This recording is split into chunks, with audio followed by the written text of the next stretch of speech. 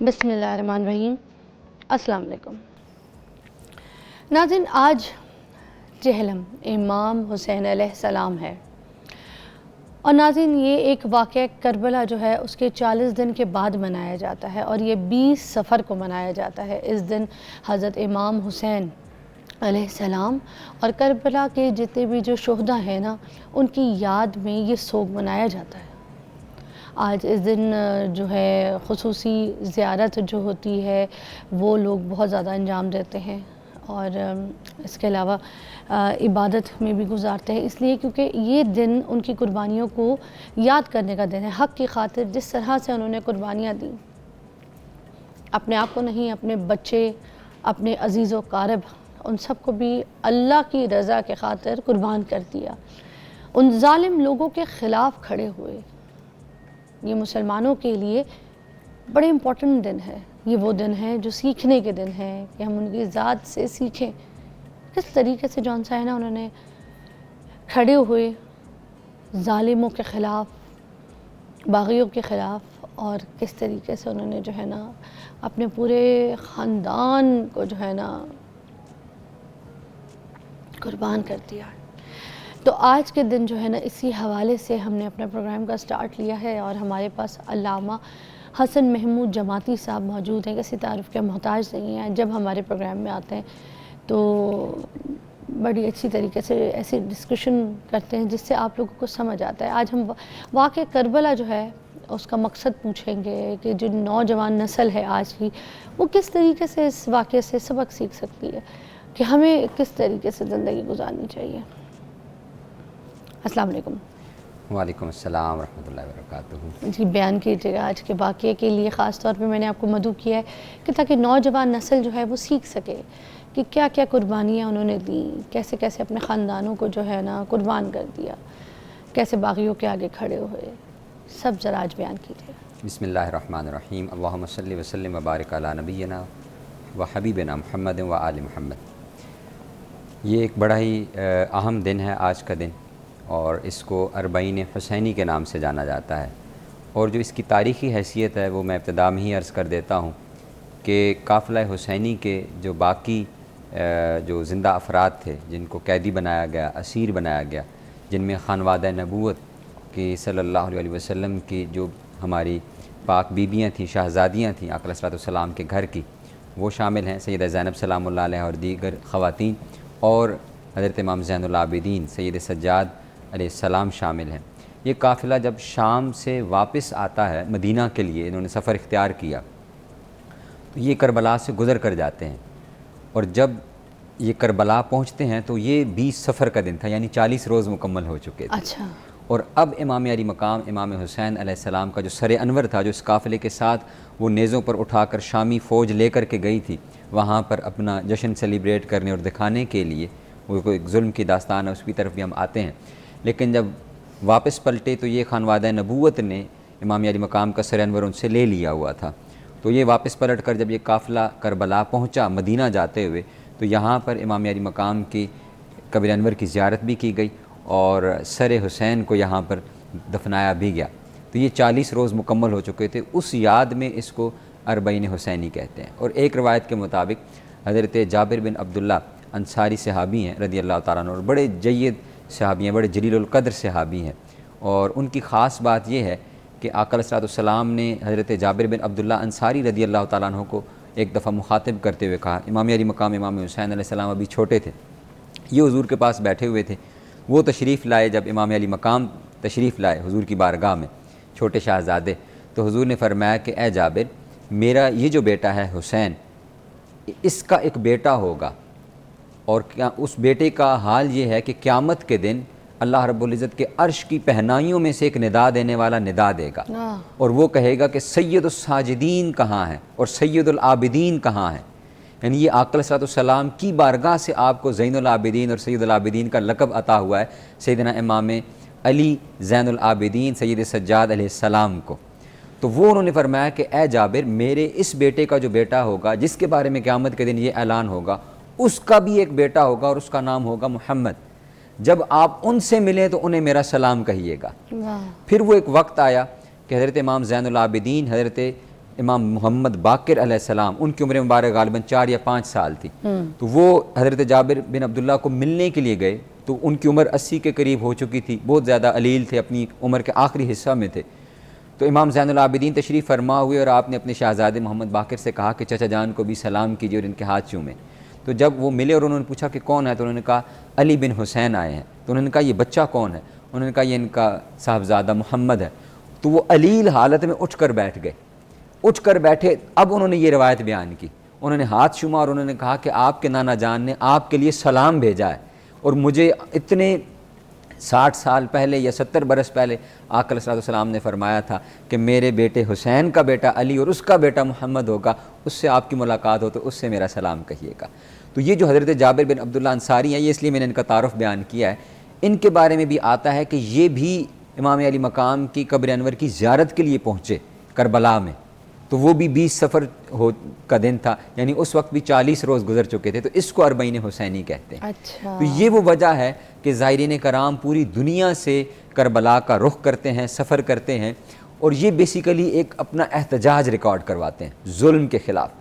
یہ گزشتہ 1400 برس سے ظلم کے خلاف پوری حسینیت اور پوری حسینی قوم جو ہے وہ ظالم کے خلاف اپنا احتجاج ریکارڈ کروا رہی ہے آج کے دن تک، کہ امام علی مقام نے جو عظیم قربانی پیش فرمائی ہے اور حق کے علم اٹھا کر حق کے اعلان کے لیے کیا ہے، آپ نے حق کو واضح کرنے کے لیے کیا ہے، اور اس لیے کیا ہے جو آپ کا ایک بڑا خوبصورت جملہ ہے، جب آپ کو ولید بن عقبہ نے مدینہ میں بلایا اور اس نے کہا کہ آپ یزید کے لیے آپ بیعت کریں، تو امام علی مقام نے وہاں پر اس کو چند جملے ارشاد فرمائے، اور مروان تھا، اس نے کہا جی کہ ان پر سختی کریں، تو آپ نے کہا کہ تم ہم سے سختی کے ساتھ بیعت لیتے ہو، تم جانتے ہو کہ ہم قوم ہیں؟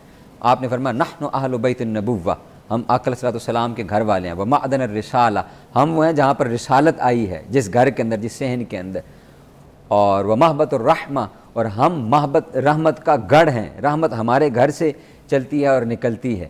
اور پھر آپ نے ارشاد فرمایا کہ ومختلف الملائکہ، ہم وہ لوگ ہیں جن کے ساتھ فرشتے کھیلتے ہیں، اور پھر آخر میں ارشاد فرمایا کہ بنا فتح اللہ، اور بنا ہم وہ ہیں کہ جن سے اللہ رب العزت نے اس کائنات کی بھی ابتدا کی ہے یا نبوت کی ابتدا کی ہے، اور ہم ہی وہ لوگ ہیں کہ جن پہ اللہ رب العزت نے اس نبوت کو بھی ختم فرمایا ہے۔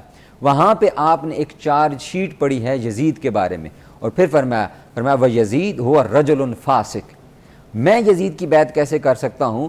وہ ایک فاسق آدمی ہے، وہ شارب الحمر ہے، وہ لائب القلوب، وہ کتوں کے ساتھ کھیلنے والا ہے، وہ قاتل النفس المحرمہ یا محترمہ ہے، یعنی وہ جو قابل احترام لوگ ہیں ان کو قتل کرنے والا ہے۔ تو مجھ جیسا، اس جیسے کی کبھی مثلی لا یبایع مثلہ، مجھ جیسا وہ یزید جیسے کی کبھی بیعت نہیں کر سکتا۔ آپ نے یہ نہیں فرمایا کہ میں حسین یزید کی بیعت نہیں کرتا، آپ نے فرمایا مجھ جیسا یزید جیسے کی بیعت نہیں کر سکتا، یعنی قیامت تک کے لیے آپ نے 2 کردار دے دیے، ایک حسینی کردار ہے کہ جس کے یہ خواص ہیں جو امام علی مقام علیہ السلام کے اندر پائے جاتے ہیں، اور ایک یزیدی کریکٹر ہے جو ظلم پر مبنی ہے، جو فسق پر مبنی ہے، جو فجور پر مبنی ہے، جو لوگوں سے آزادی رائے کا حق چھینتا ہے، ان کو قتل کرتا ہے، جو اس کے خلاف آواز اٹھاتے ہیں، آواز بلند کرتے ہیں، ان کی آواز کو دباتا ہے، ان کو قید کرتا ہے، ان کے خلاف ظلم اور جبر کی فوج لے کر کے آتا ہے۔ اور ایک طرف کردار حسینی ہے جو اس ظلم کے خلاف جو مظلوم ہے اس کا نمائندہ بن کر کھڑا ہوتا ہے، اور ظلم کے خلاف آواز، حق کی آواز بلند کرتا ہے، اور ایسی آواز بلند کرتا ہے کہ آپ نے نہ صرف اپنی جان دی بلکہ اپنا پورا کنبہ، اپنا پورا خانوادہ، یہاں تک کہ ننھے بچے تک اللہ کی راہ میں قربان کیے اس حق کی سربلندی کی خاطر۔ بھائی جان ایک ہم بریک لیں گے، اس کے بعد ہم ڈرائنگ کریں گے۔ آج کی جو نوجوان نسل ہے اس کے اوپر تو ہم فوکس کر رہے ہیں، مگر ہم بریک کے بعد بات کریں گے جو آج کی خواتین ہیں، حضرت امام حسین رضی اللہ تعالیٰ عنہ جو ہیں، ان کی جو گھر کی خواتین ہیں ان سے کس طریقے سے سبق حاصل کر سکتی ہیں، تو ہم مل کے سیکھیں گے آپ کے ساتھ بریک کے بعد۔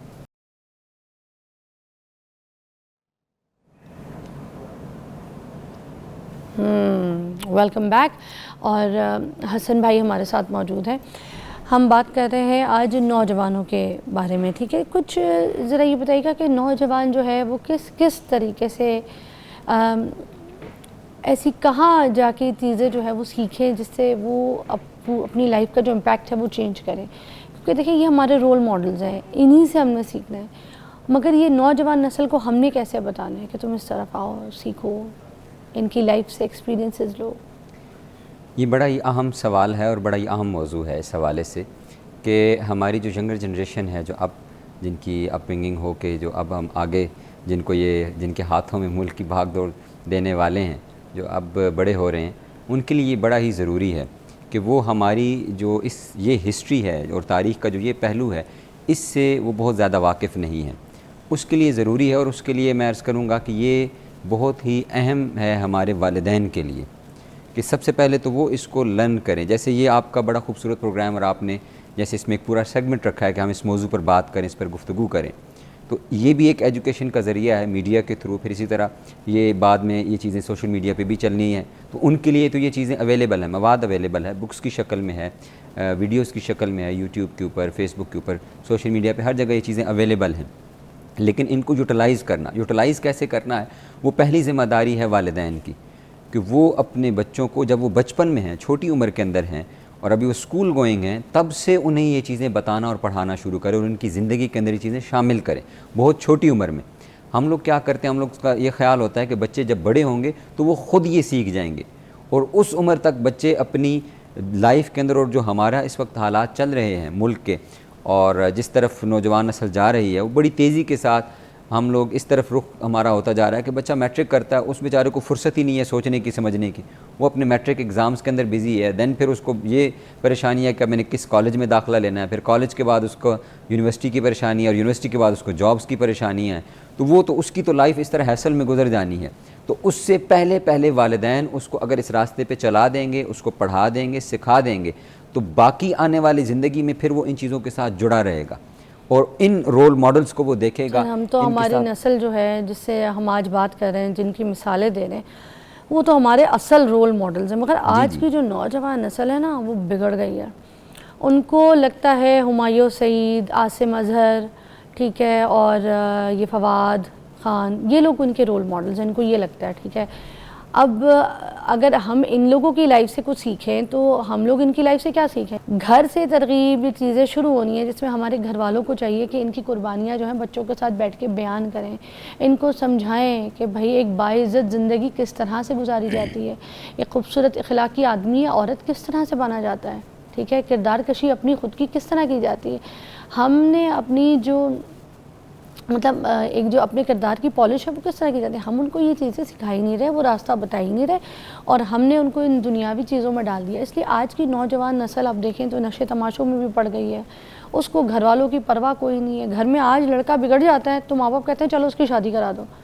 تو کیا بگڑے ہوئے لڑکے کی شادیاں ہوتی؟ تو اس طریقے سے نوجوان نسل تو کوئی نہیں اس طرح سے فیل کرے گی کہ بھائی ہم نے کیا قربانیاں دی ہیں، اسلام کے خاطر کیا کیا ہے، ہم نے اپنے کردار کے خاطر کیا کیا ہے. تو ہم کیسے سمجھائیں اس نوجوان نسل کو؟ ہر گھر کا مسئلہ ہی ہے. میں یہی عرض کر رہا ہوں کہ اس کے لیے بڑا ضروری ہے کہ ہم ان کو، اور پھر ہمارے ایجوکیشنل انسٹیٹیوٹس میں اس طرح کے ایونٹس لازمی ہوں. محرم الحرام کی مناسبت سے، یا جیسے ابھی اربعین کی مناسبت سے یہ ایونٹس ہو رہے ہیں، تو یہ ایونٹس اسی لیے کیے جاتے ہیں کہ ان لوگوں کو، پوری قوم بحیثیت قوم اور پوری امت جو ہے وہ ان دنوں کو یاد کرے اور اپنے لیے ان سے سبق حاصل کرے اور اپنے ان رول ماڈلز کو دیکھے کہ ان کی زندگیاں کیا تھیں. تو اس طرح کے مختلف ایونٹس جو ہیں وہ ایجوکیشنل انسٹیٹیوٹس کے اندر لازمی طور پر ان کی ارینجمنٹس ہونی چاہیے، تاکہ بچوں کو یہ چیزیں باقاعدہ ان کی تعلیم دی جائے اور یہ پورے واقعے کا پس منظر بھی بتایا جائے کہ تاریخی طور پر اس کا پس منظر کیا تھا، کیوں امام علی مقام امام حسین علیہ السلام مدینہ چھوڑ کے پہلے مکہ گئے، پھر وہاں سے کوفہ کے لیے سفر کیا اور کربلا پہنچے اور وہاں اپنا پورا خانوادہ ذبح کیا. پھر ایک بڑی اہم بات جو آپ نے بریک سے پہلے کہی تھی، جس کو علامہ اقبال کہتے ہیں، علامہ ڈاکٹر محمد اقبال رحمۃ اللہ علیہ نے بڑا خوبصورت اس کو ڈیفائن کیا، اور وہ کہتے ہیں حدیث عشق دو بابست، کہ عشق کی جو بات ہے نا اس کے دو چیپٹرز ہیں، یک حسین رقم کرد و دیگر زینب. ایک کو امام علی مقام امام حسین علیہ السلام نے وہ کربلا میں رقم کیا اپنے خون سے، اور اس کے بعد دوسرا چیپٹر اس کا لکھا ہے وہ سیدہ زینب سلام اللہ علیہ نے لکھا ہے. تو ہماری جو مائیں ہیں، بہنیں ہیں، بیٹیاں ہیں، ان کو سیدہ زینب سلام اللہ علیہ سے سیکھنا چاہیے کہ عورت جو باہر نکلتی ہے تو وہ کون سا کریکٹر لے کر نکلتی ہے اور وہ کیا کریکٹر پیش کرتی ہے پھر سوسائٹی کے اندر.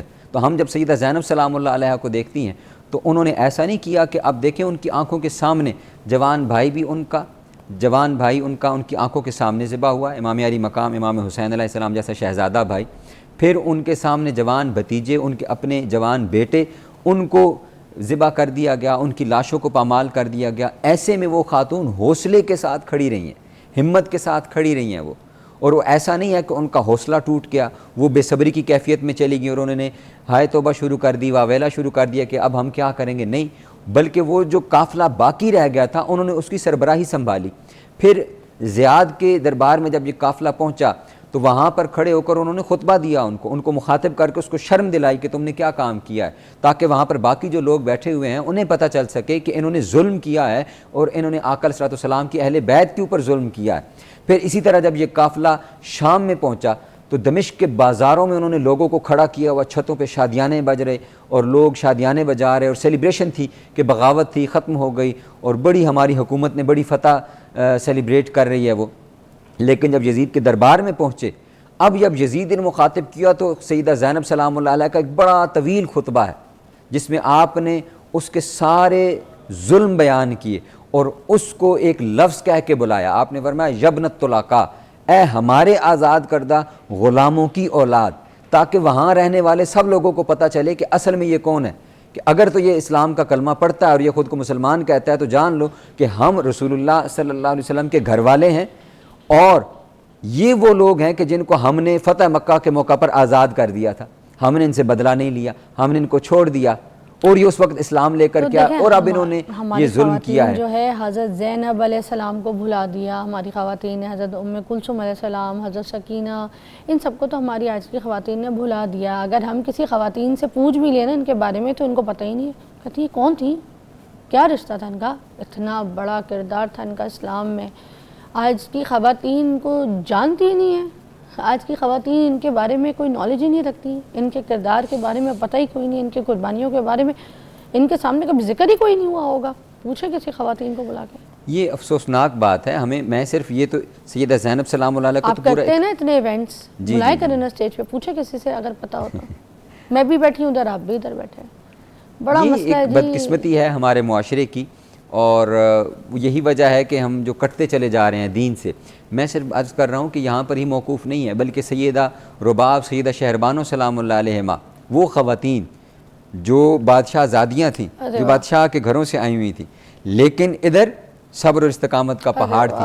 انہوں نے اپنے شوہر کے اوپر یہ گلہ نہیں کیا کہ ہمیں کہاں آپ ریگستان میں لے آئے، صحرا میں لے آئے، کہاں ہمارے بچے جو ہیں نہیں. انہوں نے وفاداری نبھائی اپنے شوہر کے ساتھ اور تا دم آخر تک اس کو توڑ نبھایا، آخر تک نبھاتی رہی وہ اس کو، اس وفا پر قائم رہی، اپنا حوصلہ، اپنا صبر، اپنی ہمت قائم رکھی. تو یہ وہ عظیم خواتین تھیں اور یہ ہماری رول ماڈلز ہیں. ان کو ہمیں پڑھنا پڑے گا، ان کی زندگی کو ہمیں دیکھنا ہوگا تاکہ ہم اپنے لیے اپنی زندگی کو بہتر کر سکیں اور آنے والی نسل کو بہتر کر سکیں. بھائی ہماری ہدایتوں کا راستہ ہے یہ. جی ایسے ہی ہے.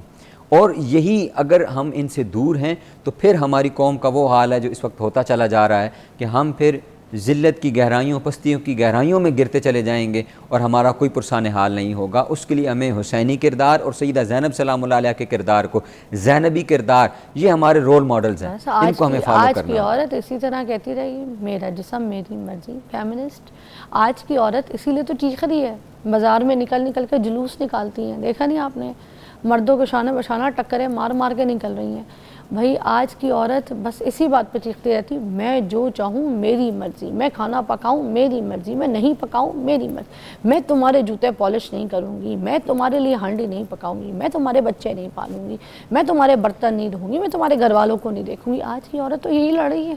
کیوں؟ کیونکہ ان کے پاس اس چیزوں کی تربیت ہی کوئی نہیں ہے، ان کے پاس کی ایگزامپلز ہی کوئی نہیں ہے، ان کو ان عورتوں کے بارے میں پتہ ہی کوئی نہیں ہے. یہ اس کے حوالے سے میں یہ عرض کرنا چاہوں گا کہ اگر ہم ریئل ورلڈ ویمن امپاورمنٹ دیکھنا چاہتے ہیں کہ خاتون امپاور کیسے ہوتی ہے اور وہ کیسے اپنی خود کو پیش کرتی ہے معاشرے کے اندر اور وہ اپنا کردار ادا کرتی ہے، تو ہمیں سیدہ زینب سلام اللہ علیہ کو دیکھنا ہوگا، سیدہ کائنات فاطمہ الزہرا سلام اللہ علیہ کو دیکھنا ہوگا، سیدہ خدیجہ رضی اللہ تعالی عنہا کو، سیدہ عائشہ صدیقہ اور دیگر امہات المؤمنین، سیدہ ام سلمہ رضی اللہ تعالی عنہا. یہ وہ خواتین ہیں جنہوں نے جو ہمارے لیے رول ماڈل ہیں. سیدہ خدیجہ رضی اللہ تعالی عنہا بزنس وومن تھی، پورے عرب میں آپ کا بزنس تھا، ایک رول ماڈل خاتون ہے ہمارے لیے. لیکن دوسری طرف دیکھیں تو آقا علیہ السلام پر اپنا سارا مال قربان کیا اور آقا علیہ السلام نے اپنے خاوند کے لیے. پھر اسی طرح سیدہ زینب سلام اللہ علیہ، انہوں نے اجازت چاہیے اپنے خاوند سے کہ میں اپنا بھائی وہ سفر پر جا رہے ہیں تو میں ان کے ساتھ جانا چاہتی ہوں. سر میں پیچھے آپ کو وہاں پہ واپس لے کر آؤں گی. چھوٹی سی ایک بات اٹھتی ہے اس بات پہ نا لاسٹ ہمیں میسیجز بھی بہت آئے تھے، میں اس کو یہاں پہ کنٹینیو کروں گی، آپ اس کو الیبریٹ کر دیں. آج کی عورت یہ کہتی ہے کہ جو پیسہ میرا شوہر کماتا ہے وہ پیسہ میرا ہے، ٹھیک ہے، اور جو پیسہ میں کماتی ہوں وہ میرے شوہر کا نہیں ہے، وہ میرا ہی ہے. مطلب میرے شوہر کا پیسہ بھی میرا ہے اور جو میں پیسہ کماتی ہوں میرا ہی ہے. حضرت خدیجہ کا بھی سین یہی تھا، مگر جب نبی پاک کو ضرورت پڑی تو انہوں نے اپنا سارا مال و دولت جو ہے ان کے قدموں میں نچھاور کر دیا. یہ بھی تو حضرت خدیجہ ہے. تو اسلام ہمیں یہ ایگزامپل بھی تو دے رہا ہے. ایک بات ہے تو مجھے اس بات کو کلیئر کر دیں، کیونکہ آج کی عورت تو اس چھوٹی سی بات پہ طلاق لے لیتی ہے میاں کو اور سارا دن ذلیل کرتی ہے. دیکھیں اچھے برے حالات ہر ایک کے اوپر آ سکتے ہیں، تو اگر میاں کے کبھی کوئی برے حالات ہو گئے تو اس کو طلاق دے کے چھوڑ دیا جائے، بے سر و سامان اس کے بچے لے کے کوئی نکل جائے یا اس کے بچے اس کے اوپر چھوڑ کے چلے. اس کو کلیئر کر دیں پلیز. حضرت خدیجہ کی ہی ایگزامپل کو آج الیبریٹ کرتے ہوئے اس کو کلیئر کریں. میں یہ عرض کر رہا ہوں، یہ بیسیکلی محبت اور وفا کے رشتے کا نام ہے. یہ جو میاں اور بیوی ہیں یہ محبت اور وفا کے رشتے کا نام ہے، اور اگر اس میں وفا نہیں ہے، وفا کا معنی یہ ہے کہ حالات جیسے بھی ہوں. اب ایک طرف وہ ملکۃ العرب کہلاتی ہیں. ملکۃ العرب کا معنی صرف یہ نہیں ہے کہ مکہ کی ملکہ ہیں وہ، یعنی پورے عرب میں مشہور تھی کہ سب سے بڑی بزنس وومن اگر کوئی ہیں اس پورے عرب کے اندر، عرب کے کانٹیننٹ کے اندر، تو وہ سیدہ خدیجہ رضی اللہ تعالی عنہا ہے. اب آگے دیکھیں کہ ان کی وفاداری کیا ہے اپنے شوہر کے ساتھ. کہ آقا علیہ الصلوۃ والسلام ایک دن حرم کعبہ سے گھر تشریف لائے تو آپ کے چہرے کے اوپر پریشانی تھی. سیدہ خدیجہ رضی اللہ تعالی عنہا، آپ نے پوچھا یا رسول اللہ صلی اللہ علیہ وسلم کیا ماجرا ہے؟ تو آپ نے فرمایا کہ خدیجہ میں نے وہاں کچھ لوگوں کو دیکھا، وہ پریشان حال تھے، بھوکے تھے، پیاسے تھے، ان کے پاس کپڑے نہیں تھے پراپر پہننے کے لیے، تو میں نے چاہا کہ میں ان کی کچھ مدد کروں. تو سیدہ خدیجہ رضی اللہ تعالیٰ عنہ اس بات سے سمجھ گئیں کہ حضور کیا فرمانا چاہتے ہیں. تو آقا علیہ الصلوۃ والسلام اپنے کمرے میں چلے گئے. انہوں نے غلام کو حکم دیا کہ سارا مال باہر نکال کے رکھ دو یہاں پہ. آقا علیہ السلام واپس تشریف لائے، فرمایا یا رسول اللہ یہ سارا مال ہے، اس کو یہ چاہیں جیسے لے جائیں، اس کو خرچ کریں، یہ آپ ہی کا ہے، جس طرح چاہیں اس کو تصرف فرمائیں. کیا بات ہے جی. یہ آج کی عورت غور سے سنیں جو اپنا مال میاں پہ حرام کہتی ہے. ایک بریک لیں گے، بریکنگ نیوز ہے.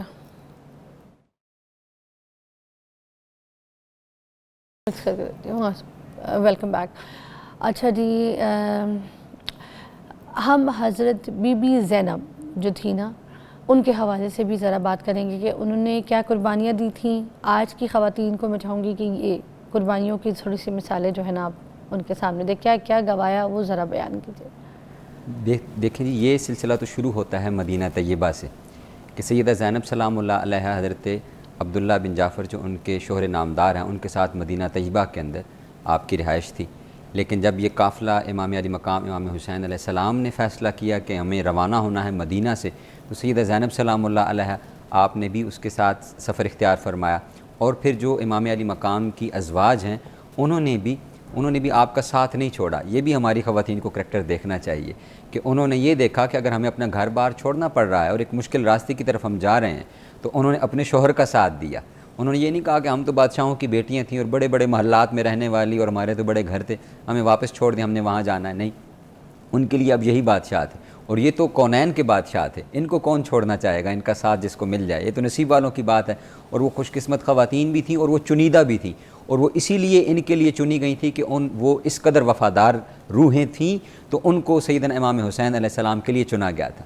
تو یہ خواتین کا سلسلہ وہاں سے یہ قربانی شروع تھی. خاتون کے لیے بڑا مشکل ہوتا ہے کہ وہ اس طرح کے مشکل حالات میں جب کھڑی ہوتی ہے اپنے گھر والوں کے ساتھ اور گھر والے کے ساتھ. تو سیدہ زینب سلام اللہ علیہا اور امام علی مقام کی جو ازواج ہیں یہ سفر پھر مکہ تک گیا. پھر مکہ میں جتنا 4 ماہ کا عرصہ قیام رہا وہاں پر، پھر حج کیے بغیر جب یہ قافلہ شروع چلتا ہے کوفہ کی طرف روانہ ہوتا ہے، کیونکہ کوفہ سے خطوط آ رہے تھے. اور پھر کوفہ کے رستے میں جب آپ کو روک دیا گیا، عمر بن سعد کی فوج نے روکا، عبید اللہ بن زیاد کی فوج نے روکا، اور پھر یہ قافلہ جب کربلا میں پہنچا ہے تو وہاں ہم دیکھتے ہیں کہ یہ ساری خواتین آپ کے ساتھ ہیں. اور اس حال میں آپ کے ساتھ ہیں کہ جب آپ پر 7 محرم الحرام کو پانی روک دیا جاتا ہے تو 3 دن تو یہ پیاس میں گزارے ہیں. پھر اس کے بعد آپ کے سامنے انہی خواتین کے سامنے ان کے لال، ان کے شہزادوں کو قتل کیا جا رہا ہے، شہید کیا جا رہا ہے. تو ان کی زبان پر اف کا کلمہ تک نہیں ہے. اور رات کو 9 محرم الحرام کی رات کو امام علی مقام چراغ بجھا کے سب سے کہہ رہے ہیں کہ تم لوگوں نے وفا کا حق ادا کر دیا ہے اور میں قیامت کے دن آقا علیہ الصلوۃ والسلام کی بارگاہ میں تمہاری شکایت نہیں کروں گا بلکہ تمہاری شفاعت کروں گا کہ یا رسول اللہ انہوں نے آپ کے نواسے حسین کے ساتھ وفاداری نبھائی اور تا دم آخر نبھائی. میں تم سے راضی ہوں، تم میں سے جو جانا چاہے وہ جا سکتا ہے، یہ لوگ میرے خون کے پیاسے ہیں۔ لیکن جہاں آپ کے دیگر ساتھی اصحاب بچے چھوڑ کر نہیں گئے، وہیں یہ خواتین بھی آپ کے ساتھ ہیں۔ انہوں نے کہا ہم آخری دم تک آپ کا ساتھ نبھائیں گی۔ اور پھر جب یہ شہادتیں ہو جاتی ہیں تو اس کے بعد جب ان کے خیموں کو جلایا گیا، جب ان کے زیورات کو لوٹا گیا، جب ان کے خیموں سے سارا مال و اسباب لوٹ لیا گیا، اس وقت بھی یہ خواتین، حیادار خواتین، یہ شہزادیاں، باپردہ خواتین، یہ ان کی زبان پر اف نہیں تھی، یہ اپنے رب کے حضور صبر کے ساتھ اور شکر کی حالت میں تھی۔ اور اسی حالت میں جب یہ دمشق بھی پہنچی اور پھر واپس پلٹ کر سیدہ زینب سلام اللہ علیہ کے ساتھ مدینہ بھی آئیں، تو اس سارے سفر کے دوران انہوں نے جتنی مصیبتیں تھیں، وہ جو بیڑیاں پہنا کر ان کو لے جایا گیا، اونٹوں کی ننگی پیٹھوں کے اوپر ان کو بٹھایا گیا، تو یہ ساری مصیبتیں ان خواتین نے برداشت کی ہیں اور وفا نبھائی۔ ایک لمحے کے موقع پر بھی نہیں کہا ہاں ہمیں چھوڑ دو، ہم ان کا ساتھ چھوڑ دیں، ہمارے اوپر سے یہ ظلم، یہ سختیاں ختم کر دو، ہم ان کا ساتھ چھوڑ دیتے ہیں، ان کی وجہ سے اگر ہمیں یہ پریشانیاں آ رہی ہیں۔ لیکن ایسا نہیں تھا، انہوں نے وہ ساری تکالیف برداشت کی، اس پر صبر کیا اور اللہ کے حضور انہوں نے اس پر اجر پایا۔ یہ ان خواتین کا کریکٹر ہے جو سیدہ زینب سلام اللہ علیہ اور امام علی مقام امام حسین علیہ السلام کی جو ازواج ہیں، وہ رول ماڈل ہیں ہمارے سامنے کہ اپنے گھر والوں کے ساتھ بالخصوص پھر یہ کردار ہو کہ جب شوہر امام علی مقام امام حسین علیہ السلام جیسا ہو تو انہوں نے کس طرح خوبصورت انداز میں وفاداری کی اور وفا نبھائی ہے۔ کیا بات ہے حسن بھائی، بہت بہت شکریہ آپ کی تشریف آوری کا، بہت اچھی طریقے سے آپ نے رہنمائی کی آج کی نوجوان نسل کے لیے۔ آپ خود بھی ابھی ینگ ہیں اور اب ینگ نسل کو اچھی طریقے سے سمجھتے ہیں کہ ابھی وہ کس سچویشن سے، کس ایج سے گزر رہے ہیں، کیا سوچ رکھتے ہوں گے۔ ابھی معاشی جیسے حالات ہیں، جس طرح کے وسائل ہیں، جس طرح کے مصلحات ہیں، تو سیم آپ کی بھی پوزیشن ویسی ہوگی، مگر اپنے آپ کو کیسے آپ نے قابو میں رکھا ہے، کیسے اپنی تربیت کی ہے، کس طریقے سے آپ کی سوچ پازیٹیو ہے، وہ آپ نے لوگوں تک بھی پہنچائی۔ بہت بہت شکریہ آپ کا۔ بہت شکریہ آپ کا۔ اچھا جی ناظرین، ایک بریک لیں گے، بریک کے بعد ہم آپ کو دوبارہ جوائن کریں گے۔ آج داتا کی نگری میں عرس منایا جا رہا ہے، داتا کا عرس، اس کے اوپر بھی بات کریں گے بریک کے بعد۔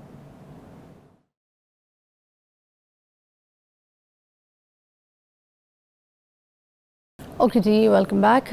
ناظرین، آج جو ہے نا حضرت داتا گنج بخش رحمۃ اللہ علیہ کا تیسرا دن ہے عرس کا، اور یہ 13، 14، 15 اگست کو اس سال منایا گیا ہے۔ تو حضرت داتا گنج بخش جو ہیں ان کا 982واں یہ سالانہ عرس تھا۔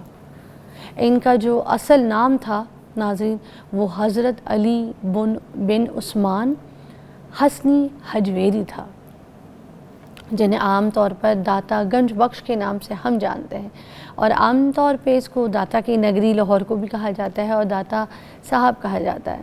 یہ اصل میں غزنی کے رہنے والے تھے، جہاں پہ اس وقت افغانستان کا ایریا ہے نا، یہ وہاں کے رہنے والے تھے، ٹھیک ہے۔ اور 11ویں جو صدی ہے اس میں یہ لاہور آئے اور یہاں آ کر انہوں نے قیام کیا لاہور میں، اور صوفیانہ تعلیم جو ہے نا انہوں نے یہاں پر حاصل بھی کی اور لوگوں کو بھی دی، ٹھیک ہے۔ اور بڑی خدمات ہیں ان کی اسلام کے حساب سے۔ ان کی تھوڑی سی لائف کے حوالے سے ان کی تعلیمات اور خدمات کو بھی آج ڈسکس کریں گے، کیونکہ آج ہمارے پاس جو موجود ہیں وہ پروفیسر ڈاکٹر کاشف فراز صاحب ہیں، تو ہم نے خاص ان کو مدعو کیا ہے۔ پہلے ہم یہاں سے شروع کریں گے اور اس کے بعد سلسلہ ہمارا آج اور بہت خوبصورت پہلو کی طرف جائے گا، تو ہمارے ساتھ رہیے گا۔ السلام علیکم۔ جی وعلیکم السلام۔ سر، سب سے پہلے تو میں داتا گنج بخش جو ہیں ان کی تھوڑی سی جو خدمات ہیں، ان کی جو زندگی ہے، اس کے بارے میں میں چاہوں گی لوگوں کو بتائیں، تھوڑا سا آگاہ کریں۔ جی ضرور، جیسا کہ آپ نے خود فرمایا کہ آپ کا جو پورا نام تھا وہ تھا ابو الحسن علی بن عثمان الجلابی الحجویری، یہ ان کا پورا نام تھا۔ اور جیسے آپ نے فرمایا کہ وہ افغانستان کے شہر غزنی میں پیدا ہوئے، تو سوال یہ پیدا ہوتا ہے پھر ان کو حجویری کیوں کہا جاتا ہے؟ ایکچولی اسی غزنی شہر کے اندر ایک محلہ حجویرہ ہے جس کی مناسبت سے آپ کو حجویری کہا جاتا ہے۔ اچھا۔ آپ نے دنیا بھر کے سفر کیے اور آپ نے آذربائیجان میں، مصر میں، عراق میں، آپ نے ایران میں، آپ نے عربی، فارسی، فقہ، فلسفہ، قرآن، تفاسیر، جتنے بھی اس وقت کے اعلیٰ علوم تھے، تصوف کے حوالے سے، دین کے حوالے سے، معاشرت کے حوالے سے، وہ آپ نے پوری دنیا سے پڑھے تھے۔ جو آپ کے مرشد تھے، جو آپ کے استاد تھے، وہ سلسلہ جنیدیہ میں بیعت تھے۔ سلسلہ جنیدیہ جو ہے اس کے بہت بڑے عالم تھے، بہت بڑے بزرگ تھے، ان کا نام تھا ابو الفضل متلی رحمۃ اللہ علیہ، اچھا انہی کے حکم کے اوپر آپ مصر سے پاکستان میں تشریف لائے. آپ پہاڑوں پہ بیٹھے ہوئے تھے تو آپ کے مرشد نے اچانک آپ کو حکم دیا کہ جاؤ ہندوستان چلے جاؤ. اور یہ 400 ہجری میں آپ پیدا ہوئے ہیں اور 1039 عیسوی میں آپ لاہور تشریف لائے ہیں. اور اس کے بعد آپ نے کوئی 37 سال 38 سال کہتے ہیں کہ لاہور میں گزارے. جو بہت خوبصورت بات ہے آج کے موضوع کی مناسبت سے، جو میں چاہوں گا یہ لوگوں تک ضرور پہنچے، کہ اس وقت جو پرانا راوی تھا وہ جہاں بہتا تھا وہیں پر آ کے آپ نے پہلا ڈیرا لگایا. اچھا پہلا پہلا ڈیرا راوی والا تھا. اور بڑی خوبصورت بات یہ ہے کہ جو جھنڈا آپ نے لہرایا یہ وہی جھنڈا ہے جو آج پاکستان کا جھنڈا ہے. اچھا یہ کیسی خوبصورت بات ہے. پاکستان 1947 میں بن رہا ہے، ہاں پھر یعنی کہ 850-900 سال کے بعد. لیکن جو جھنڈا وہ مصر سے لے کر آئے اپنے استاد کے حکم پر، اس کا رنگ بھی سبز اور سفید تھا. واہ.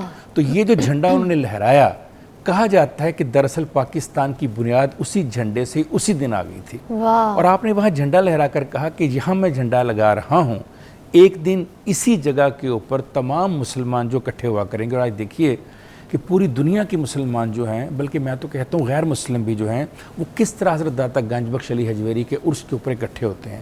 اب سوال یہ ہے، مسلمان تو ڈیفینیٹلی جانا ہی جانا ہے، غیر مسلم کیوں جاتے ہیں؟ آپ کی جو سب سے بڑی خوبصورتی تھی کہ آپ کسی مذہب کو برا نہیں کہتے تھے. آپ نے تمام مذہب کے لوگوں سے محبت کی ایک، اور تصوف کا کیونکہ آپ کا تھا، صوفی آدمی تھے تو صوفیہ کا یہ تھا کہ کسی سے نفرت نہیں کرتے تھے، اصل میں محبت کا کلمہ پڑھاتے محبت تھے. کا کلمہ. تو سب سے کیونکہ محبت کرتے تھے تو سب آپ دیکھیے کہ ہندو ہوں، سکھ ہوں، مسیحی ہوں، وہ تمام لوگ جب پاکستان آتے ہیں، جو پاکستان کے ہیں، وہ سارے لوگ بھی وہاں پر جاتے ہیں. اچھا ان کے مزار کے پیچھے ہی تھوڑا آگے لگتا ہے ایک اور مزار ہے، لوگ کہتے ہیں کہ ان کے پاس حاضری دینے سے پہلے ادھر جانا ہے. وہ کن کا مزار ہے؟ اصل میں کئی ایسی مشہور کر دی گئی ہیں، جیسے کہ پاک پتن شریف کے حوالے سے ہے. بنیادی طور پہ تو یہ تھا کہ جو بھی علماء تھے، تصوف کے جو لوگ تھے، وہ کہتے تھے کہ پہلے ہمارے جو سینئر ہیں یا ہمارے جو استاد ہیں، پہلے وہاں پر آپ جائیں، وہاں سلامی دیں اور پھر یہاں پر آئیں. یہ ایک طرح سے دوسرے صوفی کو عزت دینے والی بات. تو اسی حوالے سے انہوں نے بھی جو ان سے پہلے یہاں پر تھے ان لوگوں کے لیے کہا کہ پہلے وہاں جایا کریں پھر میرے پاس. کیونکہ جیسے بڑے بیٹھے ہوتے ہیں تو ہم بچوں کو کہتے ہیں پہلے بڑوں کو سلام کرو پھر ہمارے پاس. ایگزیکٹلی وہیں سے ایگزامپل آئی ہے. تو آپ کا جو سب سے بڑا کارنامہ ہے، ایک تو ہزاروں لاکھوں لوگوں کو مسلمان کرنے کا تو ہے ہی ہے، جو آپ نے کتاب لکھ دی کشف المحجوب. یہ تصوف کی پہلی کمپلیٹ کتاب ہے جس کے اندر صوفیہ کے جتنے بھی احوال ہیں، واقعات ہیں، اور جو صوفیہ کا سفر ہے جو کہ فنا فی الشیخ سے شروع ہوتا ہے، فنا فی اللہ سے ہوتا ہوا، بقا باللہ سے ہوتا ہوا واپس انسانوں کی مدد کے لیے آتا ہے. اس صوفیہ کے سفر کو بڑے خوبصورت انداز میں آپ نے بیان کیا اور تصوف کا ایک ایسا کمپلیٹ پیکج پیش کیا کہ کوئی بھی شخص اگر تصوف کو پڑھنا چاہے یا دین کی صحیح روح کو سمجھنا چاہے یا محبت اور شفقت کی عنایات کو سمجھنا چاہے تو کشف المحجوب وہ پہلا راستہ ہے، اس سے گزرے بنا کوئی آگے جا نہیں سکتا. کاشف صاحب کیا بات ہے. ایک بریک لیں گے، بریک کے بعد جو ہے نا ہم یہاں پر ذہنی غلامی کے اوپر بات کریں گے. ہمارے ساتھ کاشف فراز صاحب موجود ہیں تو ہمارے ساتھ ہی رہیے گا.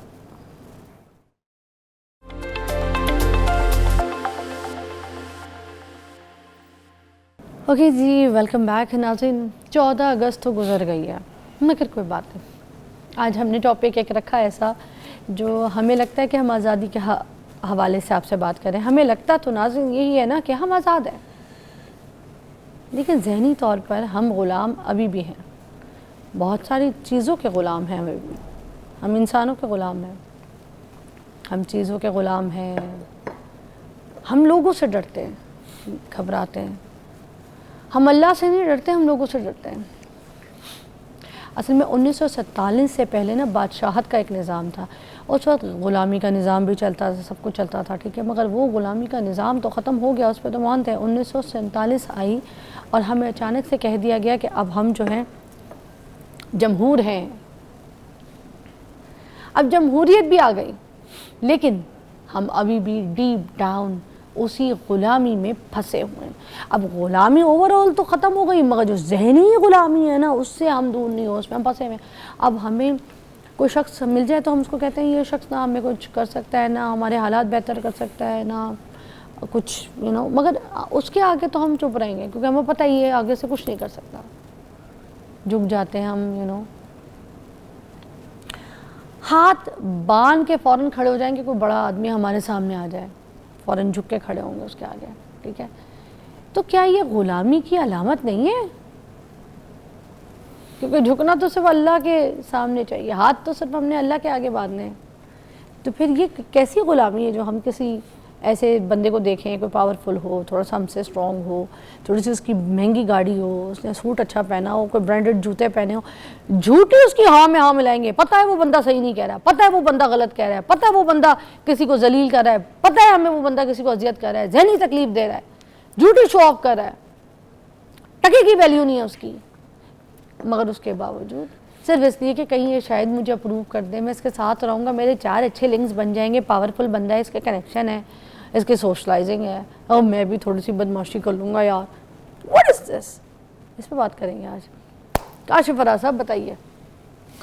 کیا آپ نے دکھی ترک پہ ہاتھ رکھا, پتہ نہیں یہ باتیں ہم کر بھی پائیں گے کہ نہیں. لوگ کہیں گے کہ 14 اگست کی 78ویں یوم آزادی کے اوپر آپ ذہنی غلامی کی اور غلامی کی باتیں بتا رہے ہیں. سر طلعت حسین صاحب نے جانے سے پہلے, اس دنیا سے جانے سے پہلے کہہ دیا تھا کہ ہم آزاد نہیں ہوئے, ہم آج بھی غلام ہیں. بالکل ٹھیک ہے, میں تو اس بات کو 100% کہتا ہوں اور آپ کے ساتھ بالکل متفق ہوں. میں تو اس عوام کی بات کر رہا ہوں جو بعض اوقات ہماری بات کو, ہماری گفتگو کو اس طرح سے لے لیتے ہیں کہ شاید ہم کوئی پاکستان یا پاکستان کے وجود کے خلاف بات کر رہے ہیں, جبکہ جب میں اور جب آپ نے یہ بات جذباتی انداز میں کی تو ایکچولی آپ کی پاکستان سے محبت شو ہو رہی تھی. جب میں ایک تنقید کرتا ہوں, جب میں ایک گلہ کرتا ہوں, میں ایک شکایت کرتا ہوں, میں مسائل اجاگر کرتا ہوں, میں سچ بات کرتا ہوں, تو اس سے میری پاکستان کی طرف الفت کا پتہ چلتا ہے, محبت کا پتہ چلتا ہے کہ میں کتنا سوچتا ہوں, میں اس کے لیے کتنا اچھا سوچتا ہوں, میں کتنا آگے لے کے جانا سے کیا جاتا ہے. اور میں کبھی ہو سکتا ہے کہ جس کنٹری نے مجھے جنم دیا ہو, جس نے مجھے وجود دیا ہو, نام دیا ہو, شہرت دی ہو,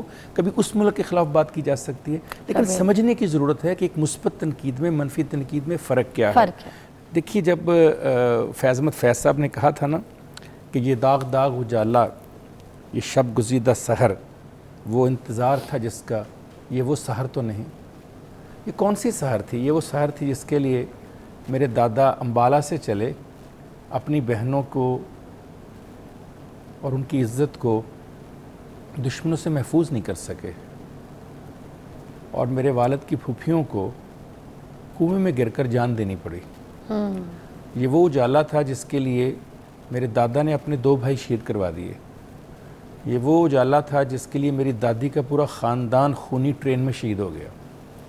یہ اس اجالے کے لیے اپنے گھر کو چھوڑ کے چلے تھے کہ ایک ایسا ملک ہوگا جہاں پر ہم اپنے نظریات, اپنے دین, اپنے کلچر, اپنی سوچ اور اپنی زبان کے مطابق زندگی گزاریں گے.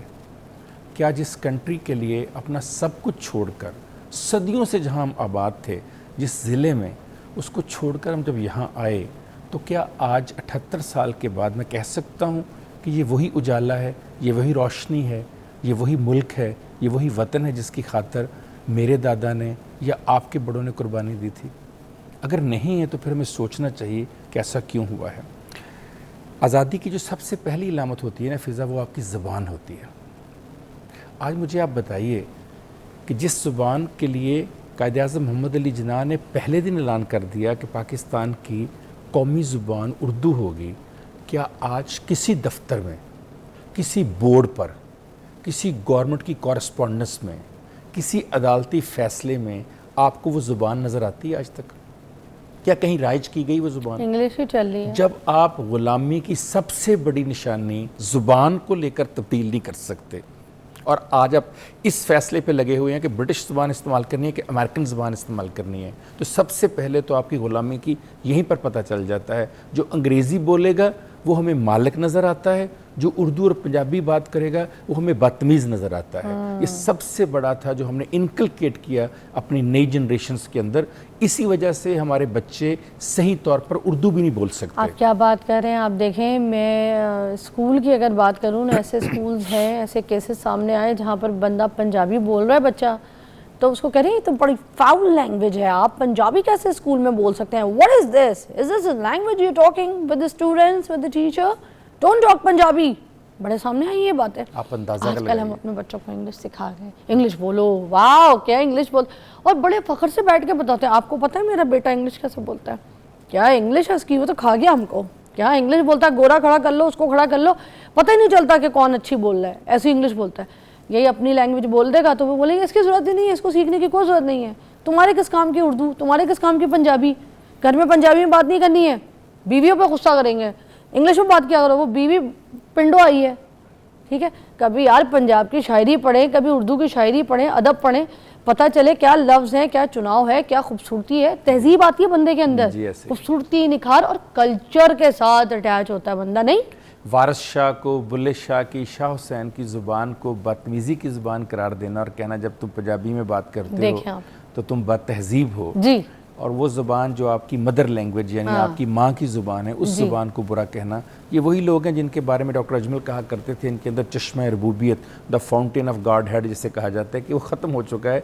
इनको ये अंदाज़ा ही नहीं है कि अपनी ज़ुबान की मोहब्बत क्या होती है। आप बोलें, दीगर ज़ुबानें बोलने में, सीखने में कोई मना नहीं कर रहा, दुनिया की जितनी ज़ुबानें आपको आएंगी ये आपके सीवी में इजाफा करेंगी, लेकिन अपनी ज़ुबान को गाली देकर आप ये काम कभी नहीं कर सकते। सर मेरा ड्राइवर भाई है ना, वो बैठे नहीं इधर वरना मैं पूछवाती है भी आपको, वो गए बैंक में ना, आम से बैंक में जाके ऐसे चेक जमा कराने जाते गए, कहते हैं बाजी 15 मिनट हो गया, इंग्लिश में एक औरत आती है वो मुझे उधर भेज देती है, प्रीमियम उधर था तो हर चीज़ आपको पता है प्रीमियम के हिसाब से ज़रा अपग्रेड होता है, अब वहाँ पे अब ब्रांचेस में भी हो गया है कि ये नॉर्मल वाला है, ये थोड़ा प्रीमियम वाला है, उधर चेक जमा करवाने अजाब हो गया उसको, वो तीसरे के पास जाए इंग्लिश, चौथे के पास जाए, काउंटर पे जाए इंग्लिश।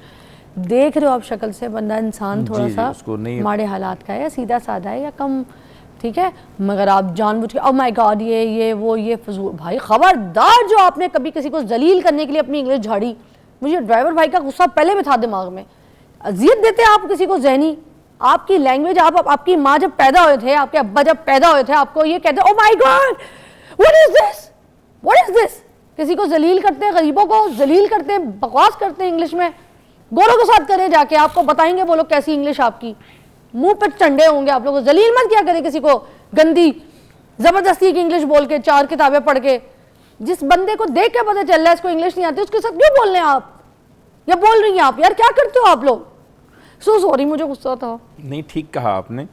जो दूसरी चीज़ है ज़ुबान के बाद वो है मुआशी आज़ादी। मुझे बताइए कहाँ मुआशी आज़ादी है आपके मुल्क में? आज आप IMF और वर्ल्ड बैंक के ग़ुलाम हैं, आपका बजट 6 महीने पहले वो अपनी वेबसाइट पे जारी कर देते हैं, आज आपने $68 बिलियन एक्सटर्नल डेट देना है, अब आपने हज़ारों बिलियन डॉलर इंटरनल डेट अदा करना है, आपका अगले 50 साल में पैदा होने वाला बच्चा पैदा होने से पहले ही हज़ारों लाखों रुपए का मकरूज है, और आप कहते हैं कि आप आज़ाद हैं। आज़ाद है। अगर आपको 1 महीने के अखराजात के लिए बाहर से पैसे ना आए तो आपकी तनख्वाहें नहीं चलती।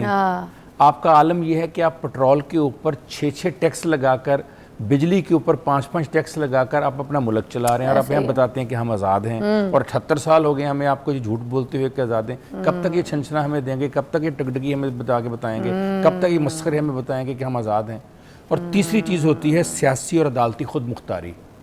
अब इस पर मैं क्या बात करूँ, ज़रा निकलिए ना बाहर, कल 14 अगस्त थी, ज़रा देखना था कि किन किन लोगों के ख़िलाफ़ क्या क्या हो रहा था, कौन सी सियासी तौर पर यहाँ पर आज़ादी दी हुई है और कौन सी अदालती आज़ादी दी हुई है, कौन से इंसाफ के जो है वो बुलंद हो रहे हैं। आज लाखों केसेस पड़े हुए हैं अदालतों के पास, हमें मत बताइए कि जज कम है हमारे पास, ये हमारी जिम्मेदारी जज पूरे करना। एक इंसान के पास सबसे ज़्यादा उसके पास क्या उम्मीद होती है, अदालत मुझे इंसाफ देगी। इंसाफ कहाँ से मिलेगा? और जब अदालत खुद इंसाफ के लिए धक्के खाती फिर रही बहुत सही बात, जब वकला खुद अदालत के धक्के खाते फिरते इंसाफ के लिए, जब जजेस अपने केस खुद दायर कर रहे हों, तो उसके बाद मुझे बताइए, जस्टिस जवाद खाजा ने एक फैसला दिया सुप्रीम कोर्ट के अंदर बैठकर कि पूरे पाकिस्तान की ज़ुबान आज के बाद उर्दू होगी, क्या उस फैसले को आज तक आप इम्प्लीमेंट करवा सके हैं? ये आपने अदालत को दिया। एक यहाँ पर सिपाही जो है वो अदालत के आर्डर की वायलेशन कर देता है, क्या उसके खिलाफ आपके पास रेमेडी है? क्या आप करते हैं? 6 महीने आप उसके खिलाफ केस चलाते रहते हैं। तो जब तक आप आज़ादी इनको नहीं कहेंगे, इन चीज़ों से नहीं करेंगे, कभी आप आज़ाद नहीं हो सकते। वाह काशिफ साहब की क्या बात, क्या शिकायतें, क्या कंप्लेन, सही बात पे सही जगह आवाज़ उठाई है। ब्रेक लेते हैं।